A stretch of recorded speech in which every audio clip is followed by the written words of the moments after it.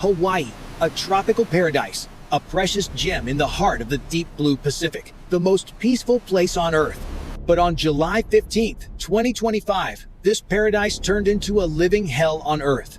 An unprecedented dual super tornado system formed suddenly right off the coast of Honolulu. Wind gusts exceeding Category 5 tore through the tempered glass of five-star hotels. The majestic Diamond Head Peak was completely obscured by massive, pitch-black swirling columns. Thousands of panicked tourists fled as the ground began to shake violently beneath their feet. Seawater was sucked into the air and crashed down like massive water bombs. Cars on the highway were lifted into the sky like inanimate plastic toys. Civil defense sirens wailed but were utterly hopeless against the deafening roar of nature. The island-wide power grid exploded in sequence, creating deadly showers of electrical sparks. From satellite view, Hawaii looked like it was being completely swallowed by a meteorological monster. There was no escape, as they were surrounded by thousands of miles of raging ocean. Iconic palm trees were uprooted and turned into deadly spears flying through the wind. A 20-meter storm surge crashed directly onto the shore, sweeping away all coastal structures. Cameras captured the final moments of order before absolute darkness engulfed everything. Only the sound of twisting metal and screaming wind remained, drowning out desperate cries for help. This is not a science fiction movie, but the worst-case climate scenario of the century. What humans took hundreds of years to build was obliterated in just 60 minutes. Can humanity survive when Mother Nature decides to reclaim her sovereign territory? Welcome to the Disaster File. The day Hawaii was wiped off the world map, 8 a.m. July 15th. The sun rises over Waikiki, painting the smooth white sands gold. Tourists enjoy their dream vacation, unaware that death is lurking just beyond the horizon. Beneath the surface, disaster unfolds as ocean temperatures hit a record 32 degrees. At the Pacific Tsunami Warning Center, radar screens suddenly shift from safe green to deadly red. A meteorologist stares at the data, his face pale with disbelief at what he sees. The Honolulu sky begins a grotesque transformation, shifting from turquoise to a sickly yellow, then bruising purple. Thousands of seagulls fly chaotically toward land, their frantic screeches tearing through the silence. Suddenly, the wind stops completely. American flags on high-rise buildings droop, motionless as if frozen. The sea surface begins to foam white like boiling water, signaling atmospheric pressure dropping to dangerous levels. And then, 50 kilometers offshore, three massive water columns begin to form, connecting sky and sea. 9:15 a.m. Destiny officially knocks on the door of this beautiful island. Three massive waterspouts begin to merge into a single entity of destructive energy.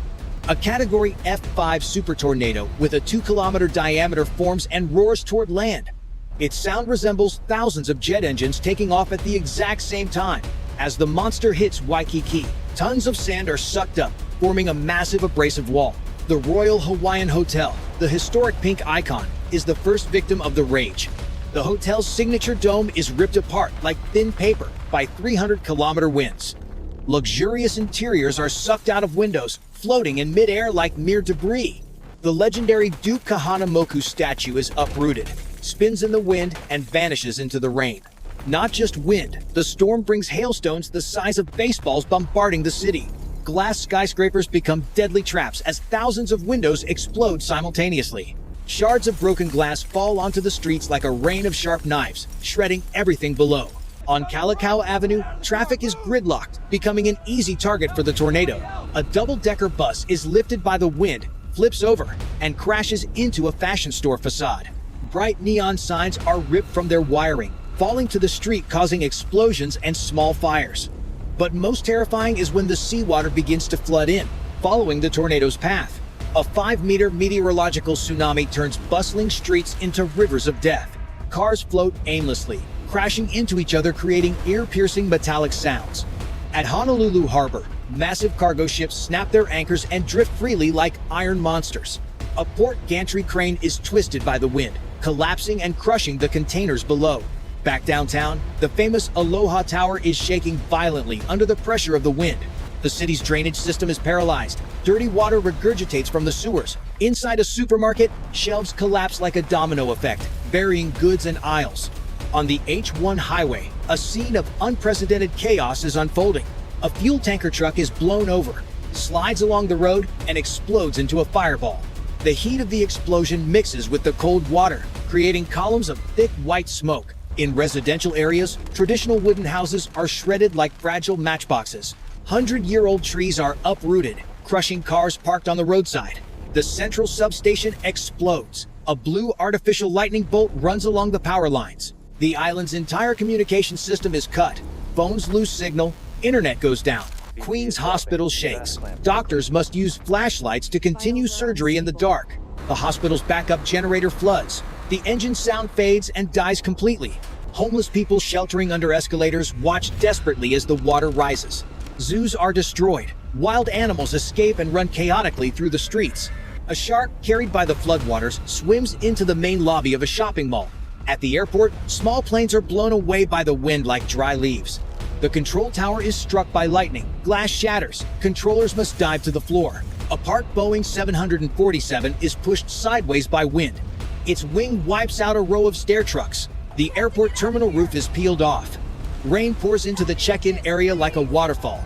In mountain tunnels, vehicles are trapped as water begins to pour in from both ends. Brave firefighters try to approach the scene but are pushed back by the wind. A police car is swept away by the current, its siren lights spinning hopelessly. Waves crashing into coastal hotels have reached the 3rd floor, destroying every room. Resort infinity pools merge with the ocean. Blue water turns into mud water. The wind gusts are so strong that layers of asphalt are peeled off the road in large chunks. A gas station is flattened by wind, leaving only the underground tanks exposed. Luxury sailboats are thrown onto the shore, lying helplessly in the middle of Waikiki streets. Security cameras capture a concrete wall collapsing, burying a row of motorcycles. Debris from skyscrapers flies in the wind with the speed of a bullet. The surrounding space remains only a grim gray of water and crushed concrete. The sirens ceased long ago, replaced by the ceaseless growl of death. A rescue helicopter attempts to take off, but is slammed down by wind on the helipad. Solar panels on roofs are peeled off and fly around like playing cards. The entire city of Honolulu shakes as if undergoing a magnitude 8 earthquake. Overpasses crack and fracture, concrete falls blocking all escape routes. People trapped in cars bang on windows, screaming hopelessly as water rises. Office buildings turn into vertical waterfalls as plumbing systems burst. An aerial angle shows the insignificance of humans before nature's fury. And then, the eye of the storm passes, leaving a chilling calm before the reverse winds hit. But that was not the end, only the beginning of the end for civilization on the island. When the wind stopped screaming, a terrifying silence enveloped the desolate and ruined island. Oahu's vital transportation system was completely severed, isolating every possible escape route. Daniel K. Inouye International Airport now looks more like a saltwater harbor. $1-million airplanes lie upside down, wings broken, submerged in the pitch-black water. The runway is littered with metal debris, making any relief landing attempts impossible. Bridges connecting residential areas collapsed, splitting the city into isolated little islands. In the chaos, panicked crowds began storming the remaining supermarkets to loot supplies. There was no law left, only primal survival instincts amidst the desolate ruins. The last bottles of clean water became assets more precious than gold or diamonds. The medical system collapsed completely as thousands of injured people flooded hospital corridors. With no power for ventilators, doctors watched helplessly as patients fell into critical condition. Blood reserves ran dry, antibiotics vanished, and hospitals became warehouses of despair. Outside, floodwaters began to rise again due to high tide, threatening those trapped. People who climbed onto rooftops to avoid floods now faced the cold and hunger. A family hugged tightly on the soaking wet tiles, eyes fixed on a distant rescue helicopter. But that helicopter could not stop because it was overloaded and had no room left. As night fell, darkness engulfed the entire island because the power grid had totally collapsed. No street lights, no traffic signals. The city sank into a deadly, absolute blackness. Massive fires began to erupt from ruptured gas pipelines, lighting up the night sky. Fire burned on the water, where spilled gasoline mixed with the flood, creating a hellish scene. Firefighters watched helplessly as flames consumed buildings, lacking water pressure to extinguish them. The explosions of household gas tanks sounded like cannon fire, spreading further terror. Toxic smoke from chemical fires spread in the air, forcing people to cover their noses to escape. Freshwater sources were contaminated by salt and bacteria, making every sip a gamble of life and death. The risk of disease outbreak became a silent threat, yet deadlier than the storm itself. The elderly and children were the first to succumb to these harsh and brutal conditions.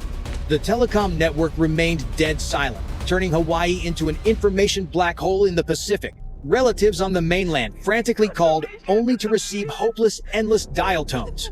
Cruise ships offshore could not dock because the seaport had been completely destroyed. The crew could only stand and watch the city burning from afar, unable to do anything. On the island, people began building rafts from debris to save themselves. A man used a refrigerator door as a boat, paddling through the rushing currents. Lost pet dogs swam desperately, looking for a foothold on the roofs of cars. In the glamorous Waikiki area, mud now fills the lobbies of luxurious hotels.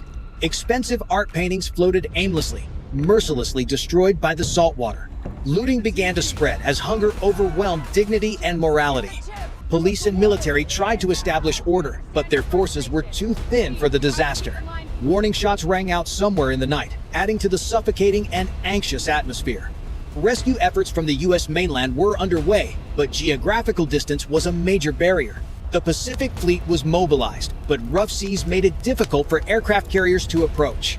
Back on the island, survivors began gathering at high points, lighting fires for warmth. They shared every crumb of biscuit, every sip of water. Humanity sparked in the dark night. A child found a mud-stained doll and hugged it tightly like an only friend. High-rise office buildings became giant torches when fire suppression systems failed. Ash from the fires fell like black snow, covering the shoulders of shivering people. The sense of time vanished. One night felt like a century for those waiting. No one knew if the sun would rise tomorrow, or if it would just be a gray dawn. The collapse was not just physical, but a collapse of faith in absolute safety. Humans realized that, before Mother Nature, all great structures are just sandcastles. The sound of ocean waves lapping sounded like a funeral song for a dead city. Honolulu, the gem of the Pacific, was officially wiped off the modern map. Survivors looked at each other. In their eyes, there was no longer fear, but emptiness. And as the black dawn began to break, a difficult new era began. They would have to learn to survive from scratch, on the very land that was once paradise. The storm has passed, but the scars it left will remain forever with time.